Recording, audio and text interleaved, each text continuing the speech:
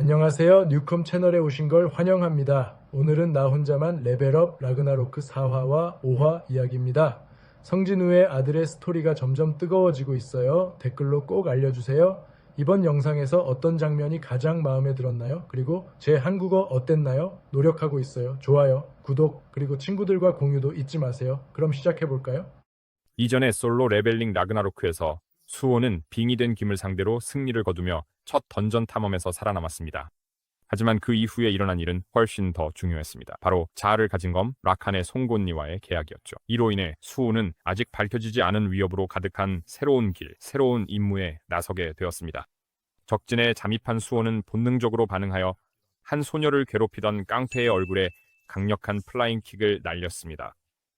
강력한 충격에 남자는 뒤로 나가 떨어졌고, 이를 지켜보던 사람들은 충격에 얼어붙은 채 이 신비로운 구세주가 어디서 나타났는지 이해하지 못했습니다.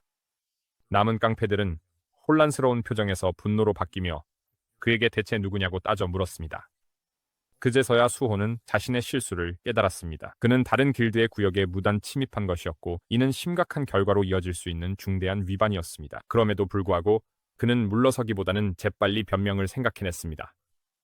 수호는 의지를 발동해 그림자 병사를 소환하여 자신의 정체를 숨기고 자경단의 모습으로 변신한 채 하이에나 길드가 무고한 사람들을 납치하려는 잔혹한 의도를 비난했습니다.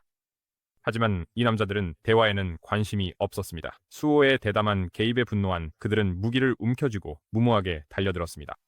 그러나 수호는 침착함을 잃지 않고 그들의 공격을 가볍게 피한 뒤 강력한 주먹으로 한 명의 깡패를 날려버렸습니다. 수호는 망설임 없이 회전 발차기로 남은 두 명을 땅에 세게 내리꽂았습니다. 모든 일이 몇 초 만에 끝났습니다. 난투가 끝난 후 수호는 능숙하게 그들을 빠르게 제압해 결박했습니다.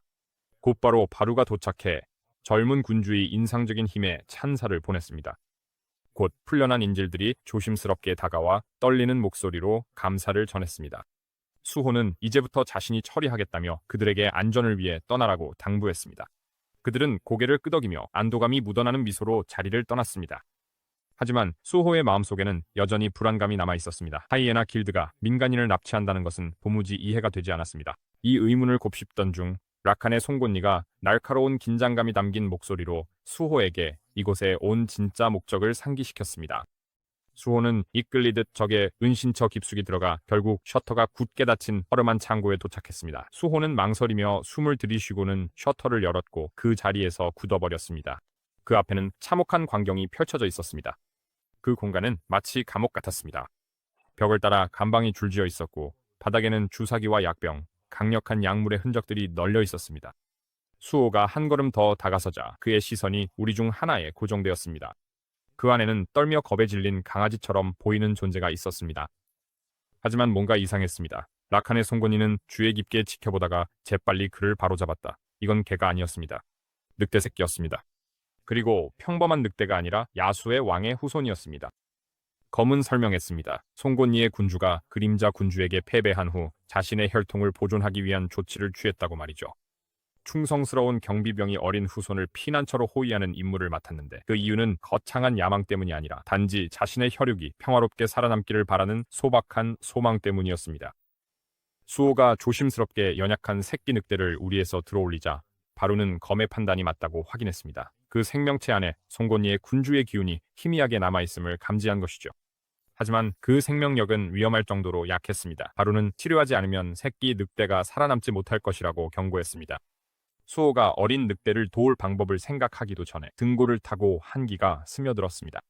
무언가가 다가오고 있었다. 그것은 사악한 존재였다. 자신의 경솔함을 저주하며 수호는 그 근원을 마주하기 위해 몸을 돌렸고 눈앞에 펼쳐진 광경의 충격으로 눈이 커졌다. 그곳에 서 있는 것은 인간이 아니라 위압적인 기운을 내뿜는 거대한 야수였다. 그 목소리는 경멸로 가득 차 패배한 하이에나 길드를 조롱하며 인간은 진정한 책임을 감당하기엔 너무 한심하다고 깎아내렸다. 그 순간 라칸의 송곳니에선 알아보는 듯한 기운이 번뜩였다. 그것은 그 생명체가 브로키임을 알아차렸다. 브로키는 한때 송곳니 군주의 후손을 지키는 임무를 맡았던 수호자였다. 브로키는 마지못해 고개를 끄덕이며 검을 인정했지만 예의 따위는 집어치웠다. 라칸의 송곳니는 어떻게 상황이 이렇게까지 악화됐는지 설명을 요구했다. 맹세한 수호자가 어떻게 왕가의 혈통이 이토록 몰락하도록 내버려둘 수 있었단 말인가? 브로키의 날카로운 시선이 수호의 손에 들린 강아지를 발견하며 옮겨갔다. 믿기지 않던 감정은 곧 분노로 바뀌었다. 수호가 따라잡을 새도 없이 브로키는 눈 깜짝할 사이에 거리를 좁혀 강아지를 낚아채며 으르렁거리고 수호에게 맹렬한 일격을 날렸다.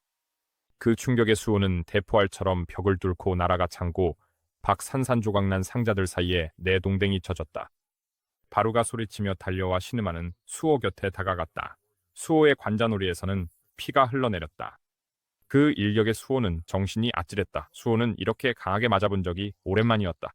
수호는 이마에 피를 닦아내며 마음을 가다듬으려 애썼고 바루는 초조하게 자신이 아까 느꼈던 에너지의 정체가 이제야 이해된다고 설명했다. 그것은 분명히 이타림의 에너지였고 브로키에게서 뿜어져 나오고 있었다. 다시 창고 안에서는 라칸의 송곳니가 긴장감을 뚫고 목소리를 높이며 여전히 브로키에게 답을 요구하고 있었다.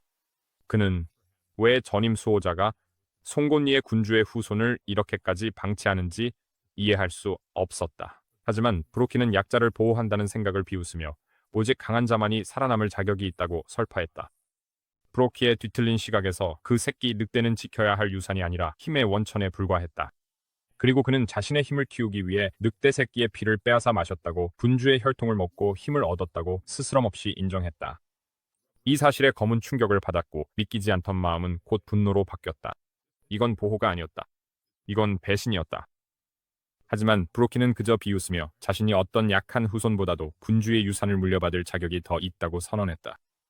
그러나 그가 말을 끝내기도 전에 라칸의 송곳니가 본능적으로 반응하며 살아 움직였다. 번쩍이는 섬광과 함께 송곳니는 브로키의 손을 베어냈고 그는 어쩔 수 없이 새끼 늑대를 놓아주었다.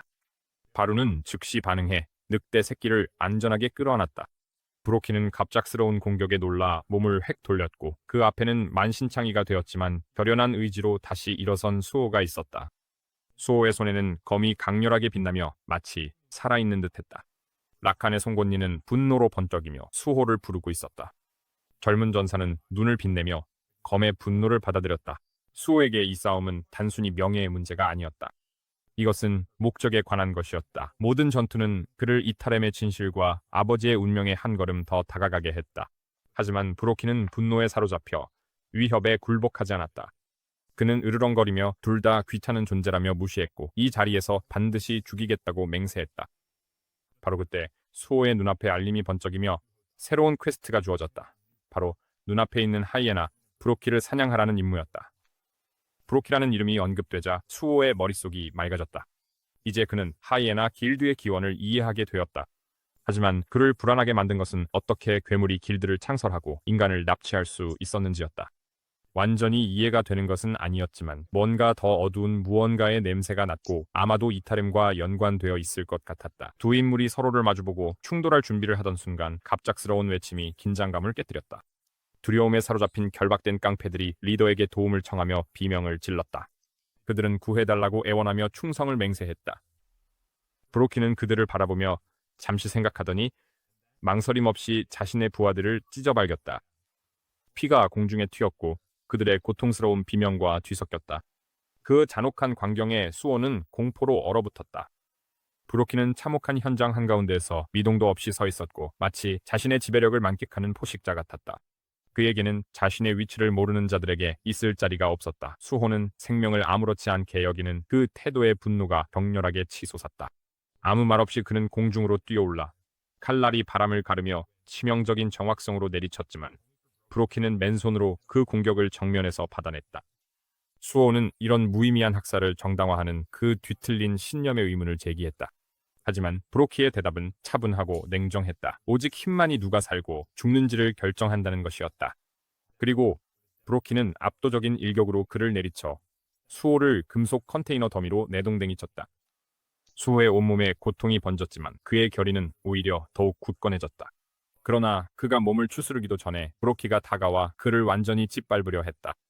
하지만 수호는 재빠르게 반응해 가까스로 다가오는 공격을 피하며 그 과정에서 브로키를 스치듯 공격했다. 브로키는 전혀 굴하지 않고 맹렬한 기세로 계속해서 몰아붙였다. 그러나 수호의 민첩함 덕분에 그는 쏟아지는 공격 사이를 유연하게 빠져나가며 거의 힘들이지 않는 듯한 우아함으로 모든 일격을 피했다. 전투는 절정에 달했고 브로키가 갑자기 땅에 발톱을 박더니 공간 전체를 뒤흔드는 강력한 공격을 퍼부었다. 순간적인 힘에 의해 공기가 거칠 게 일렁였고 잠시 동안 수호가 잔해 속에 파묻힌 듯 보였다. 하지만 브로키가 놀란 것은 수호의 모습이 어디에도 보이지 않았기 때문이었다. 대신 그는 수호가 눈부신 속도로 위에서 내려오며 검을 높이 치켜든 모습을 발견했다.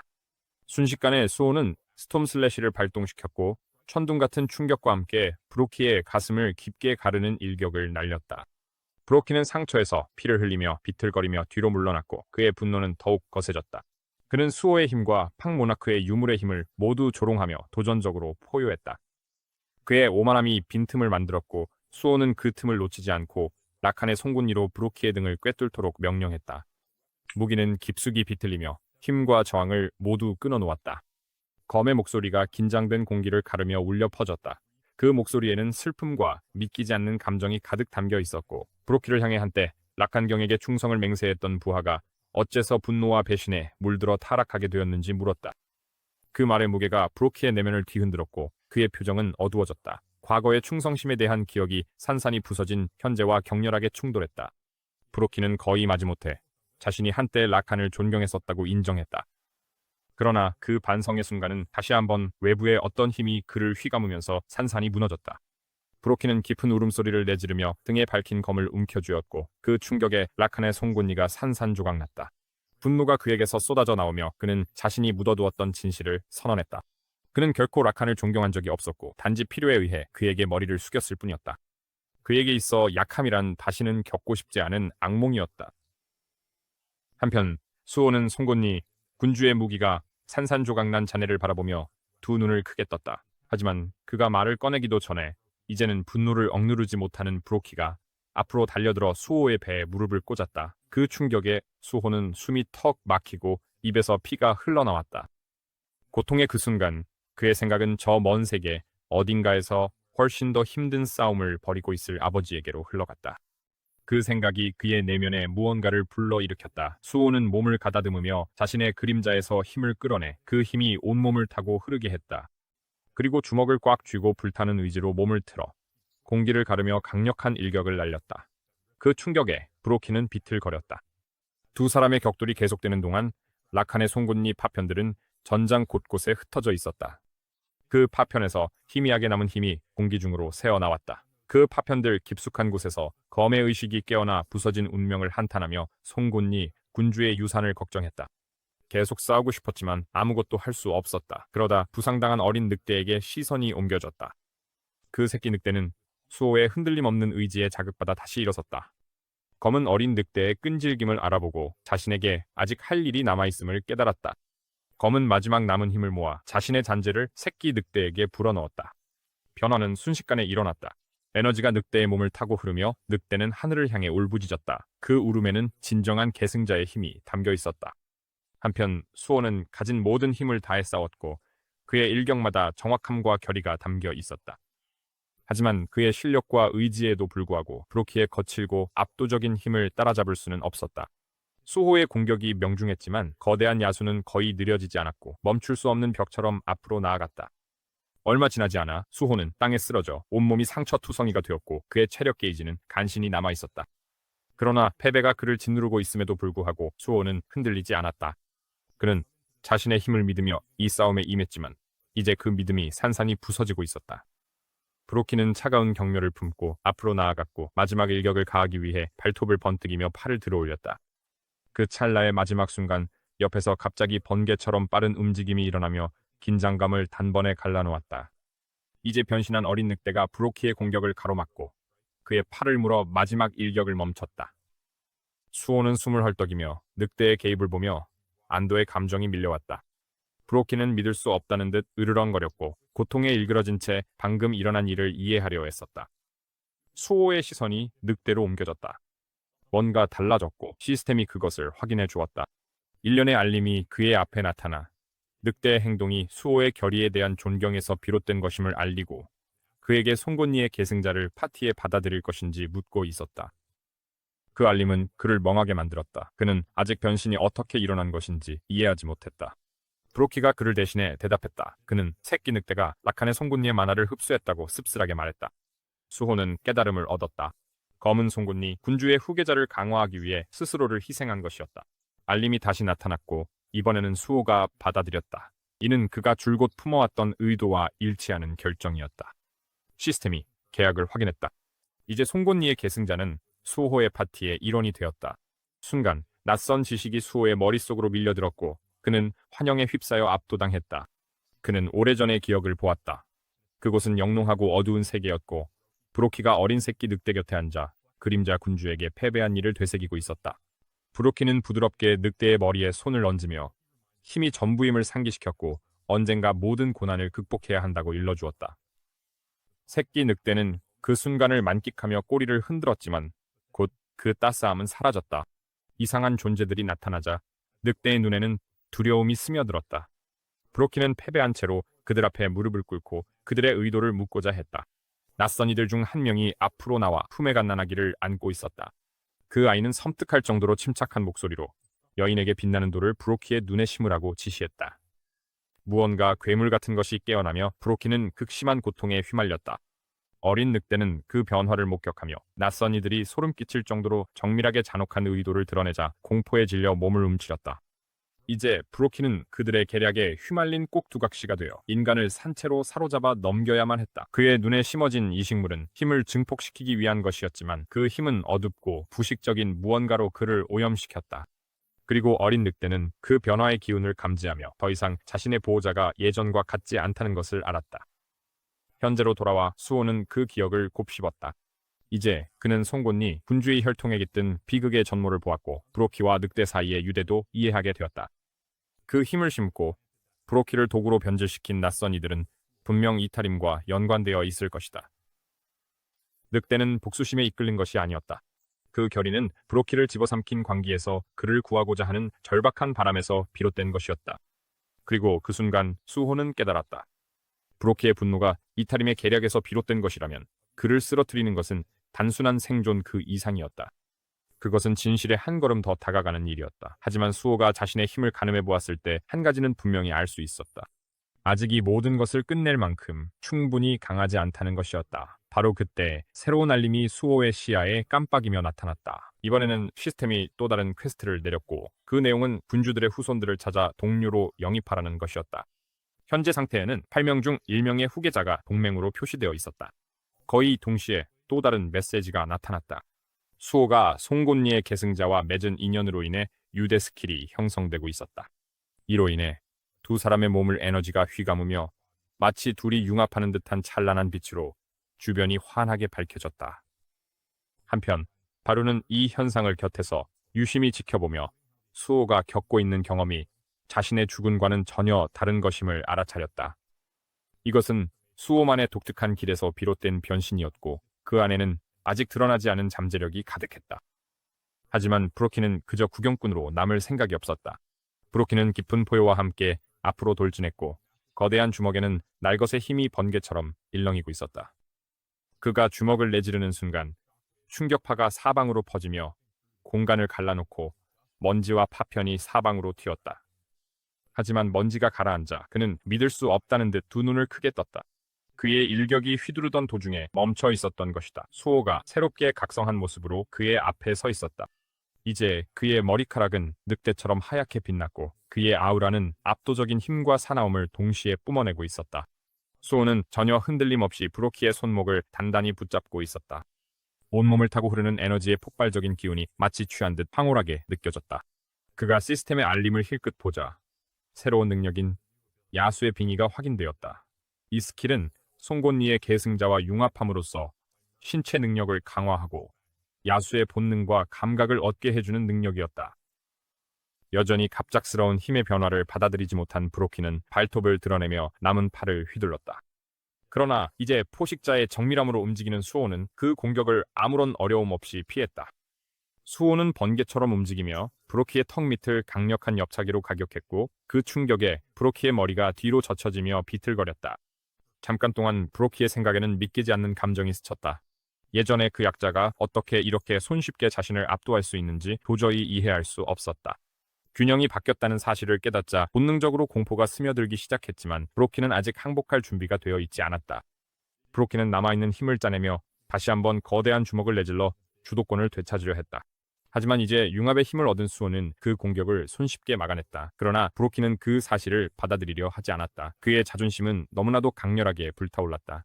그는 인간에게 패배한다는 생각을 비웃으며 자신의 종족이 모든 존재 위에 군림한다고 으르렁거렸다.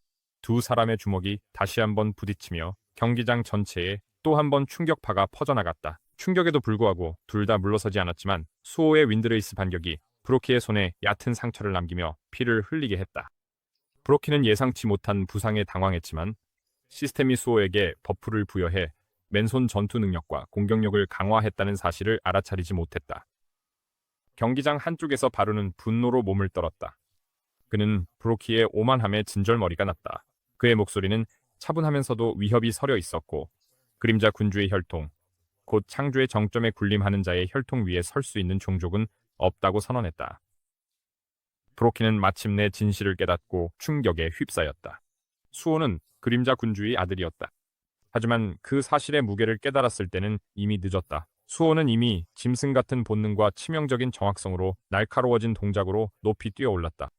그는 마지막 결정적인 일격에 힘을 집중해 다리를 내리쳐 브로키의 머리를 강력한 도끼차기로 내리찍었다. 그 충격에 브로키는 땅에 처박혔고 천둥 같은 굉음이 산악지대 전체에 울려 퍼졌다. 먼지가 가라앉기 시작하자 전장은 고요에 휩싸였다. 수호의 변신이 풀리며 그는 원래 모습으로 돌아왔고 숨이 거칠게 가쁘게 들이쉬며 가슴이 크게 오르내렸다. 한편 브로키는 땅에 쓰러진 채 산산조각난 모습으로 패배하고 겨우 생명을 붙잡고 있었다. 브로키의 힘이 서서히 빠져나가자 시스템은 그의 패배를 확인하는 알림을 표시했다. 잠시 후 또 다른 메시지가 이어졌다. 수호가 레벨업했다. 바로는 자랑스러움이 얼굴에 가득한 채 앞으로 나와 수호의 곁에 섰다. 하지만 수호의 생각은 다른 곳으로 흘러갔다. 그는 판가문의 후계자에게서 본 기억과 바루가 이전에 언급했던 불길한 세부사항, 즉 브로키에게서 뿜어져 나오는 에타롬의 기운을 떠올렸다. 수호는 자신이 본 장면을 공유하며 정체불명의 헌터들이 브로키의 눈에 무언가를 삽입하는 모습을 묘사했다. 그 목적은 뒤틀리고 의도적인 것처럼 느껴졌다.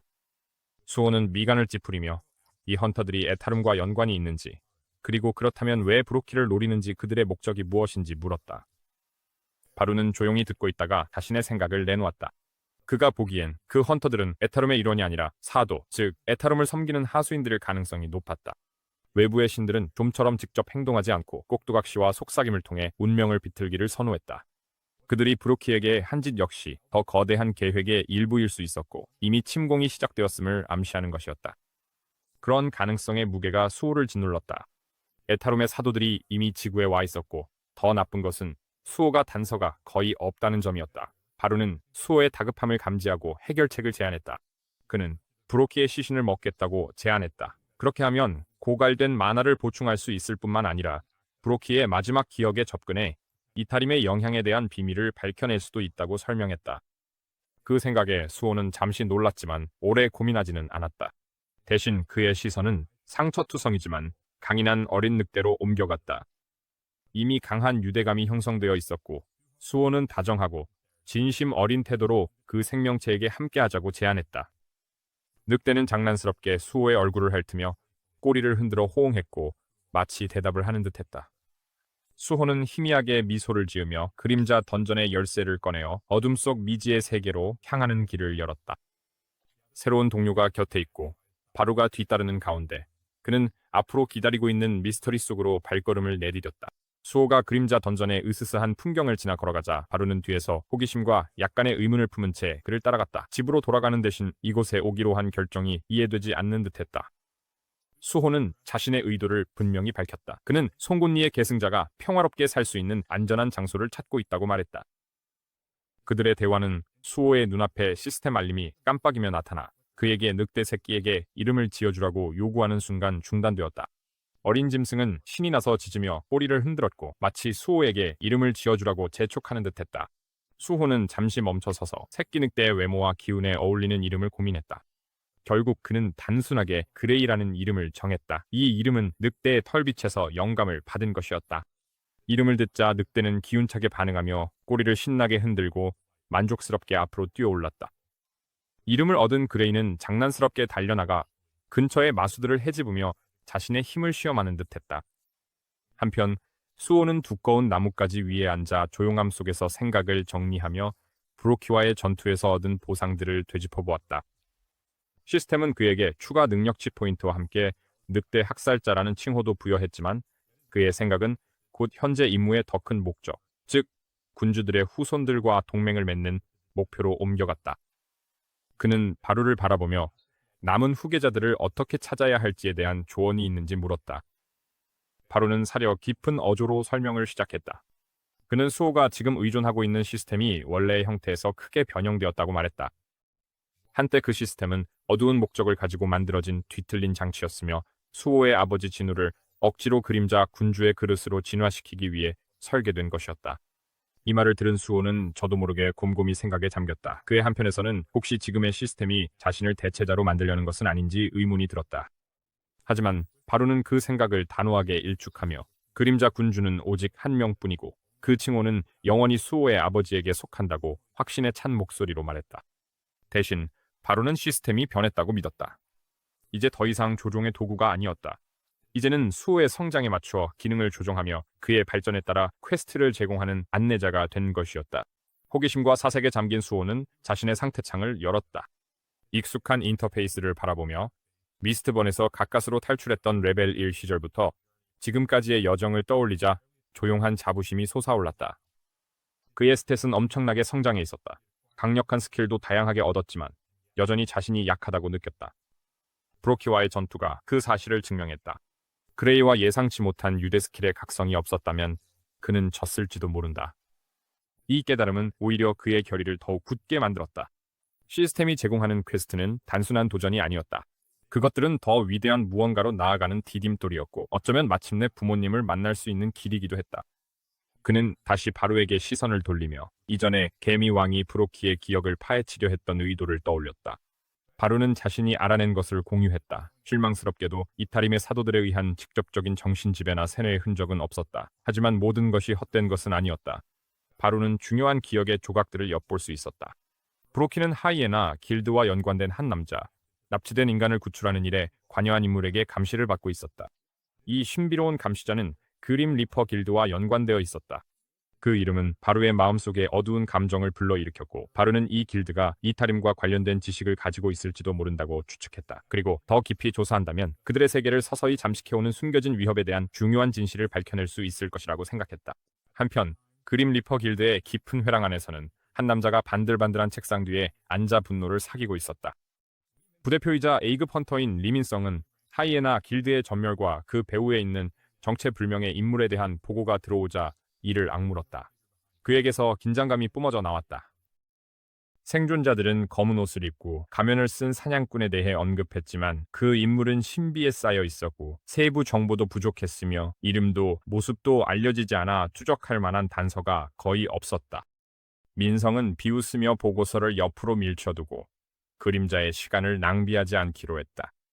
그는 주머니에 손을 넣어 희미한 빛을 내는 작은 반짝이는 돌을 꺼냈다. 그것은 스타더스트였다. 금지된 사냥꾼 각성제이자 능력을 강화하고 잠재된 힘을 증폭시키는 것으로 알려져 있었다. 민성은 그 빛을 바라보며 야망을 눈에 띄게 드러냈지만 자신이 저지른 행동이 드리운 그림자에서 태어난 심판이 점점 가까워지고 있다는 것, 그리고 멀리서 폭풍이 몰려오고 있다는 사실은 전혀 알지 못했다.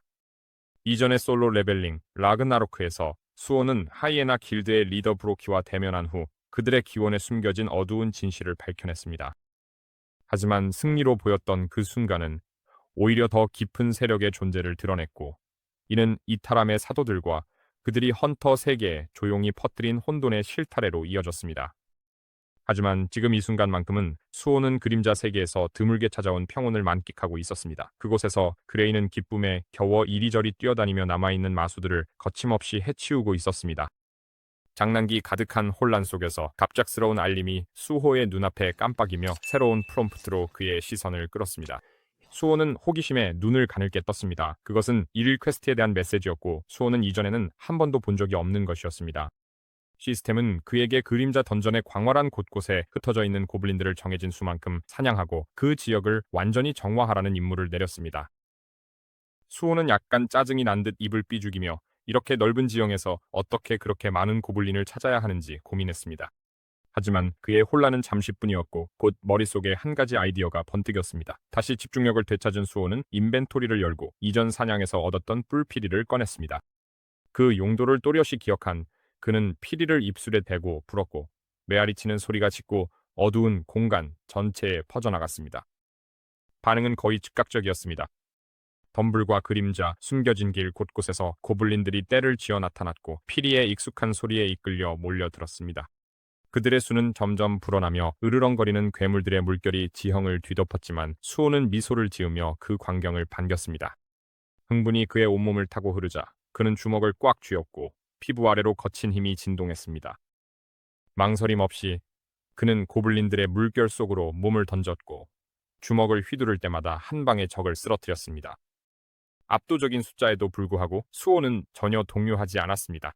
첫 번째 물결이 쓰러지자마자 그는 그들의 구겨진 시체를 향해 손을 뻗었고 조용한 한마디가 그의 입술에서 흘러나왔습니다. 일어나라. 강력한 힘이 파동처럼 퍼져나갔습니다. 죽은 고블린들이 경련을 일으키더니 생기 없는 복종으로 일어나 수호의 편에 언데드의 힘을 더했습니다. 이제 그레이와 점점 불어나는 되살아난 고블린 군단이 양옆을 지키는 가운데 그는 다시 한번 앞으로 돌진했습니다. 그들은 함께 남은 무리를 야성적으로 쓸어버렸습니다. 3시간이 끊임없는 전투 속에 흘러갔습니다. 마지막 고블린이 쓰러지고 전장이 다시 고요를 되찾았을 때 익숙한 시스템 알림음이 정적을 깼습니다. 퀘스트가 완료로 표시되었습니다. 하지만 수호의 시선은 다른 곳에 머물렀습니다. 그가 퀘스트 인터페이스를 힐끗 보았을 때 뭔가 이상한 점을 발견했습니다. 이미 조건을 모두 충족했음에도 불구하고 카운터가 계속 올라가고 있었습니다. 재미있다는 듯 고개를 갸웃거리며 그는 시스템이 처음에 밝힌 것보다 더 많은 것이 이 퀘스트에 숨겨져 있을지도 모른다고 생각했습니다. 호기심에 이끌린 그는 자신의 예감을 시험해보기로 하고 사냥을 계속했습니다. 새로운 활력을 얻은 그는 언데드 부대와 함께 던전을 휩쓸며 나타나는 고블린들을 모조리 처치했습니다. 몇 시간 후 그의 직감이 옳았음이 증명되었습니다. 퀘스트에는 실제로 숨겨진 조건이 있었고 카운터가 마침내 멈췄을 때는 추가로 거의 200마리의 고블린이 더 쓰러져 있었습니다. 만족한 수호는 보상을 확인하기 위해 상태창을 열었습니다. 첫 번째 보상인 상태 회복이 즉시 그를 감싸며 그의 에너지와 체력을 최고치로 회복시켰습니다. 두 번째 보상은 새로운 스탯 포인트를 제공해 그의 꾸준한 성장에 또 한 걸음 내딛게 했습니다. 하지만 그 다음에는 뭔가 색다른 것이 나타났습니다. 마지막으로 창이 하나 더 떠올랐고 그에게 축복받은 상자와 저주받은 상자 중 하나를 고르라는 선택지가 주어졌습니다. 수호는 한쪽 눈썹을 치켜올리며 잠시 고민하다가 조심스러움과 호기심이 뒤섞인 마음으로 저주받은 상자를 선택했습니다. 상자는 즉시 열렸고 그 안에는 독특한 아이템인 불칸의 뿔이 나타났습니다. 이는 완벽한 디자인과 강력한 마법이 깃든 한 쌍의 건틀릿이었습니다. 그는 망설임 없이 건틀릿을 착용했고 날카로운 장인의 솜씨에 감탄하며 그 안에 깃든 거친 힘을 느꼈습니다. 손에 무게가 감도는 것을 느끼며 수호는 숨을 고르고 다음 행동을 계획했습니다. 임무를 마친 그는 이제 그림자 던전을 떠날 때가 되었다고 결심했습니다. 그러나 빗속으로 발을 내디디면서도 그는 자신의 일이 아직 끝나지 않았음을 알고 있었다. 밖의 세계에는 아직 해결되지 않은 일이 남아 있었다. 그의 생각은 바로의 발견 이후 실마리를 잡기 시작한 리퍼 길드로 흘러갔다. 그들은 점점 커져가는 혼란 속에서 한몫을 하고 있었고 그는 그들의 의도를 더 깊이 파헤쳐야 했다. 하지만 어디서부터 시작할지 결정하기도 전에 휴대폰에서 진동이 울리며 그를 현실로 끌어당겼다. 메시지는 림에게서 온 것이었고 그의 말 속에 담긴 긴박함은 무시할 수 없었다. 그것은 도움을 요청하는 간절한 부탁이었다. 수호는 망설임 없이 움직였다. 메시지에는 위치가 포함되어 있었고 곧 그는 서울에 버려진 역 부지에 도착했다. 수호를 본 림의 얼굴에는 안도의 기색이 스쳤고 그는 서둘러 상황을 설명하기 시작했다.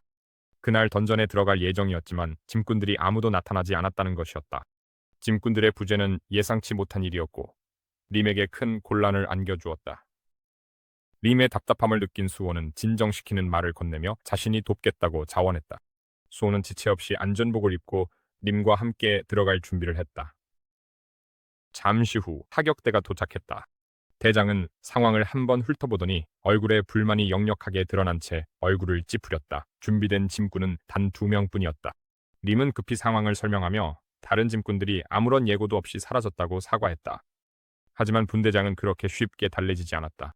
그는 림에게 리퍼 길드에 지불한 비싼 입장료를 상기시키며 인원 부족을 반드시 메우라고 경고했다. 림은 상황의 무게를 이해하고 고개를 살짝 숙이며 최선을 다하겠다고 약속했다. 두 사람이 그룹을 따라 던전 입구로 향할 때 수호의 생각은 잠시 딴 곳으로 향했다. 뭔가가 마음에 걸렸다. 림의 연락 시기, 리퍼 길드와의 연관성, 그리고 이번 일에 얽힌 미묘한 이상함들까지 모든 것이 너무 의도적이고 너무 우연처럼 느껴졌다. 그리고 마음 한구석에서 조용한 목소리가 경고했다.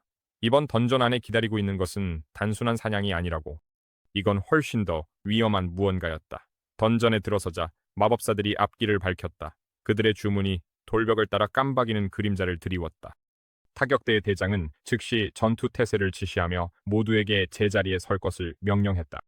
멀리서 들려오는 으르렁거림이 점점 가까워지자 공기 중의 긴장감이 더욱 짙어졌다. 어둠 속에서 마수들이 모습을 드러내기 시작했다. 붉게 빛나는 눈을 가진 도마뱀 같은 생물들이 위협적으로 다가왔다. 위험이 커지는 것을 감지한 대장은 수호와 림을 바라보며 사체를 처리할 때 반드시 대원들 곁에 붙어 있으라고 단호하게 일렀다.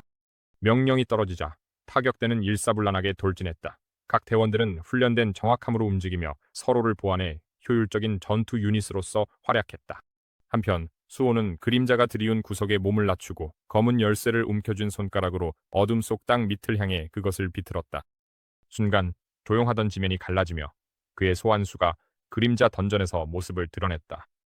그림자 고블린들이 현실로 튀어나오며 포효했다. 그들의 텅 빈 눈동자는 수호를 응시하며 명령을 기다리고 있었다.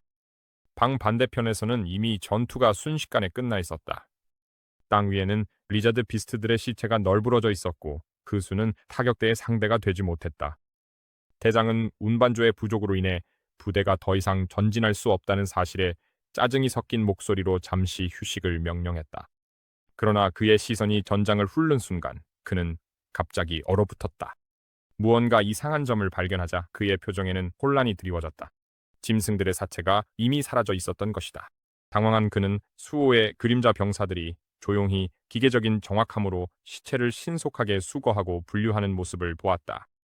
그는 더듬거리며 수호에게 다가가 설명을 요구했다. 수호는 침착하게 고블린들이 자신의 소환수임을 확인해 주었다. 임은 그 광경을 지켜보며 이미 대장의 또 다른 분노를 대비하고 있었다. 하지만 예상과 달리 두 사람 모두 놀랄 만큼 그 남자의 태도가 완전히 바뀌었다. 경애와 절박함이 뒤섞인 대장은 수호의 손을 붙잡고 간절하게 부탁했다. 그는 수호를 운반반의 전속 멤버로 영입하겠다며 줄 수 있는 최고의 급여를 약속했다.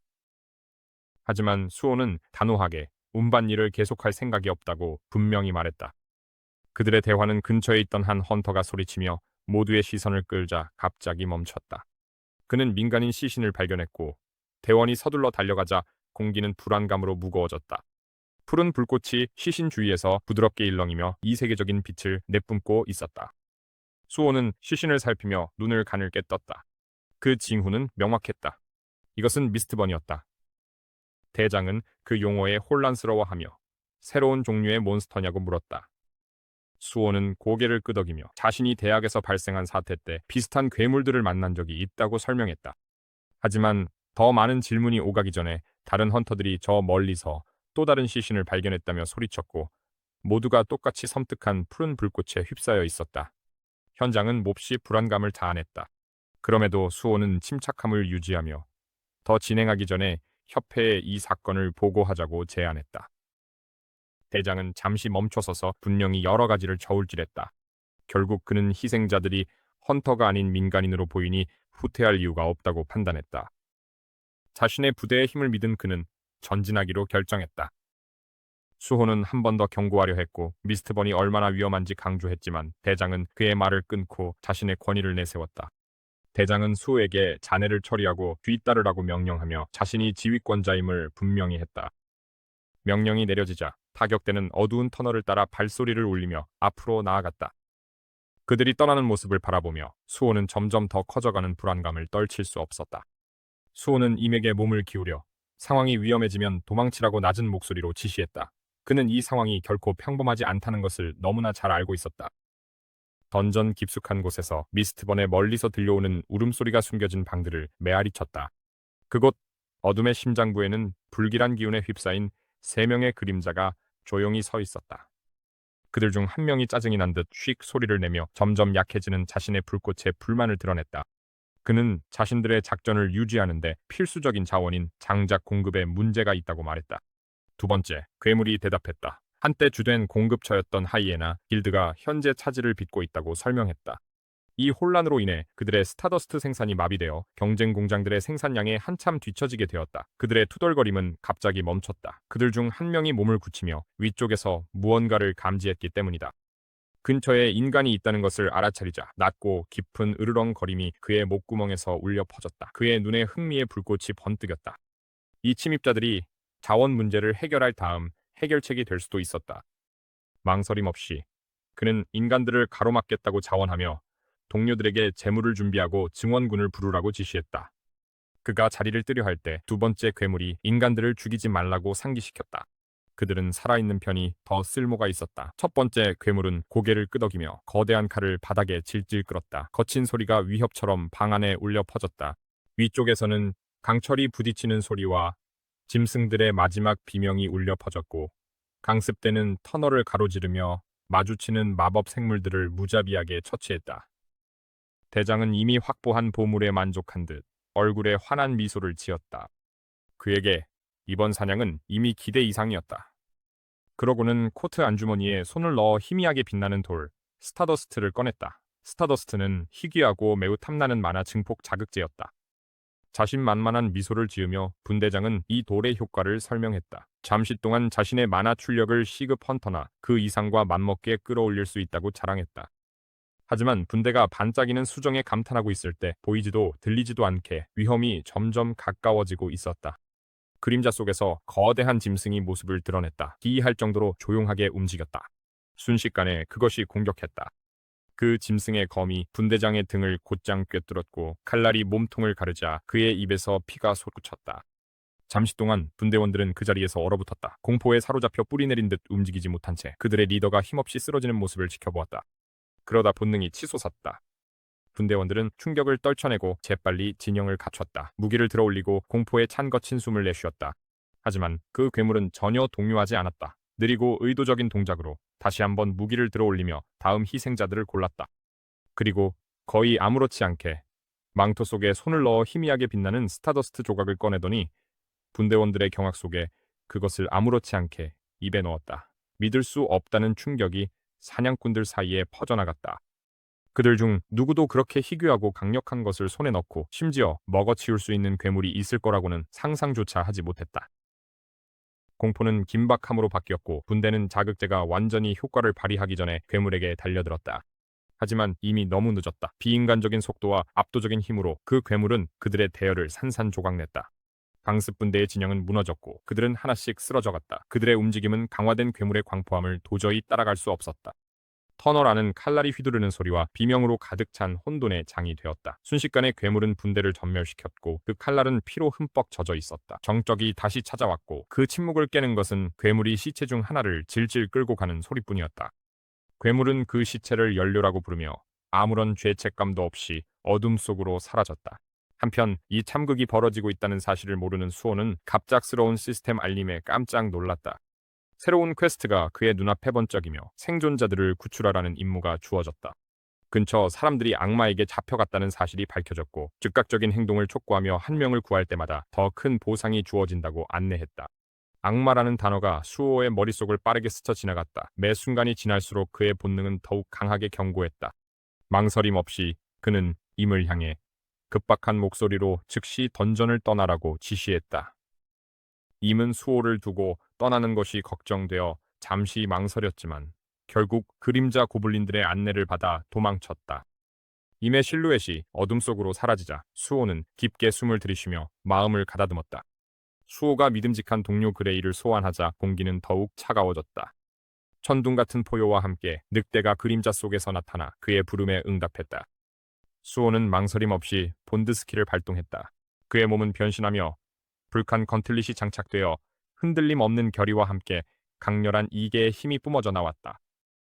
한순간도 지체할 수 없었던 수호는 땅을 박차고 시야에서 사라지며 소굴을 향해 달려갔다. 그의 모든 발걸음에는 단 하나의 목표가 담겨 있었다. 쓰러진 이들을 구출하고 어둠 속에서 그를 기다리는 어떤 공포와도 맞서는 것. 숨겨진 방 안에서는 세 마리 마수 중 막내가 돌아와 피로 물든 사냥꾼들의 시신을 질질 끌고 왔다. 끔찍한 소리와 함께 그 짐승은 시신들을 돌바닥에 내던지며 장작이 확보되었다는 음산한 만족감으로 선언했다. 마청은 막내의 신속한 귀환을 고개를 끄덕이며 인정했고 그들의 준비가 거의 끝나간다고 말했다. 키가 크고 경계심이 강한 둘째는 의식의 마지막 단계를 감독하며 그 의견에 동의했고 곧 열릴 문을 통해 악마들이 도착할 것이라며 그들이 오랫동안 기다려온 순간이 다가오고 있다고 말했다. 자신의 가치를 증명하고 싶었던 막내는 빠른 승리와 다음 임무에 대한 준비가 되어 있음을 자랑스럽게 내세웠다. 이에 마청은 막내에게 장작을 정리하라고 지시하며 이 행위가 그들의 성공을 기념하기에 알맞은 일이라고 선언했다. 막내는 마지못해 명령을 받아들이며 못마땅한 표정으로 그 일을 하러 움직였다. 한편 마청은 발톱 사이에 빛나는 별가루 조각을 들고 내면을 되돌아보듯 사색에 잠긴 눈빛을 보였다. 그 별가루는 악마의 기술로 만들어진 연금술의 경이로움으로 그들의 가장 소중한 창조물이 되었다. 마청은 이제 자신들이 만들어낸 독이 악마의 기법과 강력한 광열 독이 융합된 것으로 기대를 훨씬 뛰어넘는 특성을 지니고 있다고 형제들에게 설명했다. 광혈은 본래 마력을 증폭시키는 성질이 있지만 그 대가로 사용자의 생명력을 소모시킨다. 하지만 미스트번에서 채취한 신비한 불꽃을 더함으로써 악마의 정수가 지닌 해로운 부작용이 크게 줄어들었다. 마청은 이 돌파구가 사도들의 가르침 덕분이라고 돌렸으며 그들의 지식이 과정을 어떻게 바꿔놓았는지 그리고 자신들처럼 하급 악마들조차 한계를 뛰어넘을 수 있게 해주었는지 밝혔다. 그들이 만들어낸 타락한 존재들 또한 사도들의 뒤틀린 가르침의 산물이었다. 막내가 시체를 계속 쌓으면서 경애와 감탄이 뒤섞인 목소리로 동의의 뜻을 밝혔다. 그러나 갑작스러운 긴장감이 소굴 전체에 퍼지면서 대화는 급격히 중단되었다. 본능적인 두려움이 새 악마 모두를 동시에 휘감았고 이는 오직 위험한 무언가가 다가올 때만 드러나는 종류의 공포였다. 공기가 점점 무거워지자 새 악마는 모두 입구를 바라보며 근육을 긴장시켰다. 순간 후 방의 문이 안쪽으로 거칠게 산산조각나며 부서진 조각들이 바닥에 쏟아졌다. 수호가 방 안으로 들어섰고 그의 존재는 흔들림이 없었으며 날카로운 시선으로 주변을 한 번에 훑었다.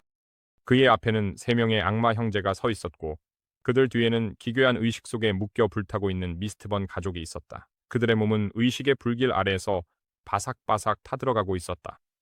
수호의 앞에 시스템 알림이 깜빡이며 생존자 수를 확인시켜 주었다. 안도감이 그의 온몸을 휘감았다. 그들은 아직 살아있었다. 하지만 그가 더 행동할 시간은 거의 없었다. 막내 악마가 칼을 높이 들고 앞으로 달려들었다. 수호는 본능적으로 움직이며 정확하게 공격을 피했다. 동시에 그는 강력한 주먹으로 반격했다. 검틀릿을 낀 그의 주먹이 악마의 가슴을 강타하며 악마를 방 한가운데로 내던졌다. 하지만 그것만으로 끝나지 않았다. 악마는 미끄러지던 도중 몸을 가다듬고 연속으로 칼날을 휘두르며 반격했다. 수호는 한치도 물러서지 않고 단호한 결의로 모든 공격을 받아내며 익숙하게 공격을 튕겨냈다.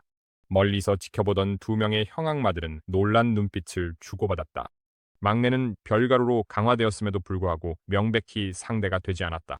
수호가 얼마나 위협적인 존재인지 깨달은 그들은 더 이상 시간을 낭비하지 않았다. 말 한마디 없이 두 악마 모두 별가루를 삼켰다. 순식간에 그들은 완벽하게 호흡을 맞춘 공격을 퍼부었다. 그들의 일격은 치명적이고 정교했다. 하지만 수호는 침착하게 그들의 공격을 받아냈다. 그는 민첩하게 백플립을 하거나 우아하게 옆으로 피하며 모든 공격을 피했다. 그러나 그가 착지하자 이미 한 악마가 그의 등 뒤로 이동해 있었다. 갑자기 악마의 손에서 번쩍이는 에너지가 폭발하며 수호의 등에 내리꽂혔다. 그 충격에 수호는 그 자리에서 마비되어 사지가 굳고 전류가 온몸을 타고 흐르며 목소리조차 나오지 않았다. 기회를 포착한 막내 악마가 칼을 겨눈 채 순식간에 앞으로 돌진했다. 그 순간 수호는 자신의 의지 깊은 곳을 끌어올렸다. 그의 입술이 열리고 단 한마디 명령이 흘러나왔다. 일어나라. 땅이 휙 소리를 내며 갈라지자 그의 그림자 병사들이 솟구쳐 올라왔다. 그들의 뾰족한 형체가 번개처럼 움직이며 달려드는 악마에게 들이박았다. 그 공격에 악마의 돌진이 산산조각나며 수호는 몸을 가다듬을 소중한 몇 초를 벌었다. 가장 나이 많은 악마는 멍하니 서서 나타나는 군인들을 보고 눈을 크게 떴다.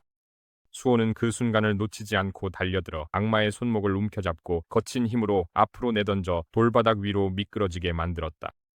상황이 역전되었고 악마들도 그것을 알아차렸다. 그들의 시선이 마주쳤고 말없는 불안이 오갔다. 수호의 그림자에서 뿜어져 나오는 기운이 그들이 묻어두었던 기억을 자극했다. 비록 그림자 군주의 힘과는 다소 달랐지만 그 유사성은 부정할 수 없었다. 하지만 비슷함에도 불구하고 그들은 분명한 차이를 느꼈다. 한때 그림자 군주의 존재에 들러붙던 마비시키는 공포는 이 남자에게서는 느껴지지 않았다. 그의 힘은 막강했지만 주변 세계를 짓누르지는 않았다. 망설임은 분노로 바뀌며 사라졌다. 분노를 되찾은 그들은 무기를 휘둘러 수호의 그림자 병사들을 넓은 궤적으로 베어냈다. 두려움을 이성적으로 합리화하며 자신감을 되찾았다. 수호가 진정한 그림자 군주가 아니라면 그를 이길 수 있다고 생각했다. 수호는 침착하고 집중한 채로 그들의 협동을 분석하며 지켜보았다. 그는 이들 중 누구도 브로키만큼 강하지는 않지만 합동 공격이 훨씬 더 부담스럽다는 것을 깨달았다. 그림자 고블린들을 계속해서 부활시키는 것은 점점 그의 만화를 소모시켰고 수호는 이 전략을 더 이상 오래 유지할 수 없다는 것을 깨달았다. 선택지를 저울질하던 중 그의 머릿속에는 과거 바루와 나눴던 대화가 떠올랐다. 그때 바루는 수호가 브로키의 시신을 보존하기로 한 결정을 의문시했었다. 수호는 그때 무언가를 느꼈다. 브로키의 마지막 순간에 남아있던 후회의 흔적, 그것은 노예 생활에서 비롯된 것이었고 이타림에게 명예를 빼앗긴 데서 생긴 후회였다. 그 감정의 흔적이 수호로 하여금 브로키의 시신을 온전히 보존하게 만들었다. 그는 어쩌면 어리석게도 죽음 이후에도 그 존재가 구원을 얻을 수 있을 것이라고 믿었다. 이제 비상계획을 실행할 때임을 깨달은 수호는 결연한 눈빛으로 인벤토리에서 그림자 던전 열쇠를 꺼냈다. 그는 유려한 동작으로 그 열쇠를 자신의 그림자에 꽂았고 신념에서 비롯된 명령을 담아 권능을 발동시켰다. 그림자들이 땅 위를 일렁이며 뒤틀리더니 브로키의 시신을 향해 뻗어갔다. 천천히 그들 아래의 땅이 진동하기 시작했다. 거대한 짐승의 몸이 소용돌이치는 어둠에 휩싸인 채 꿈틀거리기 시작했다. 그리고 굴 전체에 울려 퍼지는 포효와 함께 브로키는 다시 한번 일어섰다. 그림자로 뒤덮인 그의 모습은 전장으로의 복귀를 암울하게 선언하듯 우뚝 솟아 있었다. 그 광경을 본 악마들은 등골이 오싹해졌다. 그들은 즉시 그 짐승을 알아보고 수호가 과거에 어떻게 저런 괴력을 제압할 수 있었는지 이해하려 애썼다. 수호는 날카롭고 집중된 시선으로 전장을 다시 한번 명확하게 파악했다. 이제 그레이와 브로키가 그의 곁에서 함께 싸우게 되자 그들의 전력은 마침내 적의 수와 맞먹게 되었다. 이번 전투에서 처음으로 전세가 뒤집히는 듯했고 수호는 싸움의 무게가 자신에게 유리하게 기울기 시작하는 것을 느꼈다. 새롭게 얻은 자신감을 안고 그는 앞으로 돌진하며 다시 혼돈 속으로 몸을 던졌다. 전장은 다시 한번 살아나듯 포효했고 그림자와 악마들이 힘과 교활함 그리고 순수한 의지가 부딪히는 무자비한 충돌이 벌어졌다. 한편 전투의 중심에서 조금 떨어진 곳에서 한 인물이 모습을 드러냈다. 그녀의 존재감은 부정할 수 없었고 그녀의 자세는 위엄있고 미동조차 없었다. 그녀는 날카롭고 계산적인 눈빛으로 혼돈이 펼쳐지는 모습을 지켜보았다. 그녀 앞에서 벌어지는 충돌에는 뭔가가 그녀의 호기심과 불안을 동시에 자극했다. 자신이 소환된 이유의 미스터리를 풀기 위해 애쓰던 중 그녀의 시선은 익숙하면서도 불가능해 보이는 광경, 즉 그림자 병사에게 고정되었다. 익숙함의 기운이 그녀의 눈에 스치고 믿기지 않는 표정이 얼굴에 번지며 서서히 인식이 자리 잡기 시작했다. 방 안에서는 수호가 악마 형제들 중 막내를 상대로 우위를 점하며 몰아붙이고 있었다. 그 생물의 공격은 거칠고 빠르게 쏟아졌고 칼날은 사악한 의도로 공기를 가르며 휘둘러졌다. 하지만 수호의 민첩함은 여전히 따라올 자가 없었다. 그가 착용한 발칸 건틀릿이 계산된 정확함으로 공격을 튕겨내며 모든 휘두름이 간발의 차이로 빗나갔다. 수호는 빈틈을 포착해 가까이 다가가 악마의 턱에 무릎을 세게 박았고 그 충격이 악마의 몸 전체를 흔들며 악마는 고통에 찬 거친 신음을 내뱉으며 뒤로 휘청거렸다. 승리의 기운을 감지한 수호는 앞으로 돌진하며 끝을 내기 위해 자세를 잡았다. 하지만 그의 공격이 거의 닿으려는 순간 형제들 중 한 명이 끼어들어 휘발성의 전기가 흐르는 별가루 폭발을 내뿜었다. 거친 에너지의 파동이 방 전체를 휘감으며 수호는 방어 태세를 취한 채 간신히 폭발의 중심을 피하며 뒤로 물러설 수밖에 없었다. 수호의 얼굴에 짜증이 스쳤다. 전투는 다시 한번 양상이 바뀌며 점점 더 복잡해지고 있었다. 악마 형제들은 숙련된 호흡으로 움직이며 각자가 본능적으로 서로를 엄호했다. 수호의 머릿속은 빠르게 돌아가며 매 교환을 계산했고 이미 서서히 밀려오는 피로를 감지하고 있었다. 그의 만화 저장고는 빠르게 고갈되고 있었는데 이는 끊임없이 그림자 병사들을 부활시키는 것뿐만 아니라 더 치명적으로는 그레이의 빙의 때문이었다. 한때 완벽했던 그들 사이의 유대는 이제 그의 중심을 잡아당기며 조금씩 힘을 갉아먹고 있었다. 그리고 브로키 역시 예전의 모습은 아니지만 한계에 가까워지고 있었다. 한때 자부심 넘치던 짐승은 이제 단 한 명의 상대를 억제하는 데만 집중하고 있었고 예전처럼 압도적인 위세는 찾아볼 수 없었다. 수호는 이내 이것이 자신이 감당할 수 있는 소모전이 아니라는 사실을 깨달았다. 그는 그들을 지구력으로 이길 수 없었다. 흐름을 바꿔야만 했다. 그들을 고립시키고 우위를 점하게 했던 시너지를 무너뜨려 하나씩 쓰러뜨려야 했다. 하지만 그가 계획을 실행하기도 전에 다시 한번 공기가 달라졌다. 방금 전까지만 해도 가장자리에 서서 지켜보던 수수께끼의 인물이 이제는 당당하고 침착한 걸음으로 앞으로 나섰다. 그녀는 주변의 혼란에 전혀 흔들리지 않은 채 전장의 한가운데로 곧장 걸어 들어갔다. 그녀의 뜻밖의 등장에 모든 전투가 잠시 멈췄고 악마와 그림자 모두가 일제히 그녀를 바라보았다. 수호는 그녀에게 시선을 고정했다. 방금 전의 대치로 여전히 몸이 긴장된 채 그녀가 누구이며 왜 이렇게 위험한 현장에 들어왔는지 파악하려고 눈을 가늘게 떴다. 그러자 망설임 없이 그 여자가 입을 열었다. 그녀의 목소리는 맑고 침착했으며 정적을 가르며 단 한마디의 충격적인 질문을 던졌다. 그녀는 진우가 어디 있는지 요구하듯 물었다. 이것으로 솔로 레벨링 라그나로크 5화가 끝났습니다. 계속 지켜봐 주세요. 더 많은 에피소드가 곧 찾아옵니다. 구독 버튼을 누르고 알림을 켜두시면 6화가 올라올 때 놓치지 않으실 수 있습니다. 곧 새로운 챕터로 다시 찾아뵙겠습니다.